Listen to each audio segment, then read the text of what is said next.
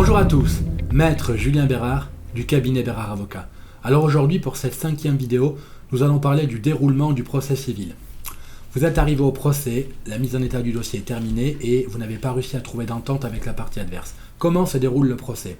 Alors, au jour, à l'heure assignée, vous vous rendez en salle de cours et ça va commencer par l'entrée du juge qui va présenter un propos préliminaire et indiquer aux parties sa compréhension du dossier, s'assurer qu'elles seront prêtes à procéder.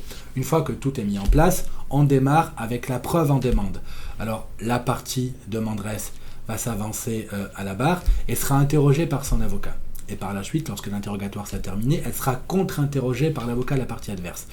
Les questions en interrogatoire ne peuvent être que des questions ouvertes. Où, quand, quoi, comment, pourquoi. Il ne peut pas s'agir de questions suggestives. Qu'est-ce qu'une question suggestive? Par exemple, vous ne pouvez pas poser comme question « Est-ce que M. Lambert était présent ?» Non, parce que la réponse est oui ou non. En revanche, vous pouvez poser comme question « Qui était présent ?» Et la réponse, ça sera « M. Lambert ». Il est entendu que la préparation pour un procès est capitale, car votre témoignage l'est tout autant. Donc, il y a une très grosse partie, et c'est le travail de l'avocat, de préparation des témoins. Ensuite, une fois que la preuve en demande est close, la partie aura été interrogée, différents témoins auront été interrogés, contre-interrogés, la preuve en demande est close, la même chose en défense aura lieu.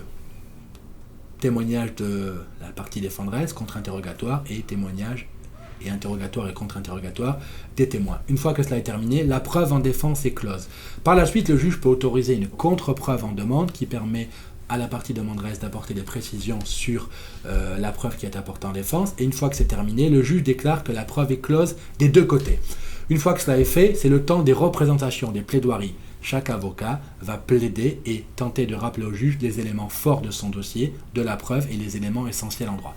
Une fois que c'est terminé, le juge va remercier les parties, va remercier les avocats et va prendre le tout en délibéré. Il est extrêmement rare d'avoir un jugement rendu sur le banc.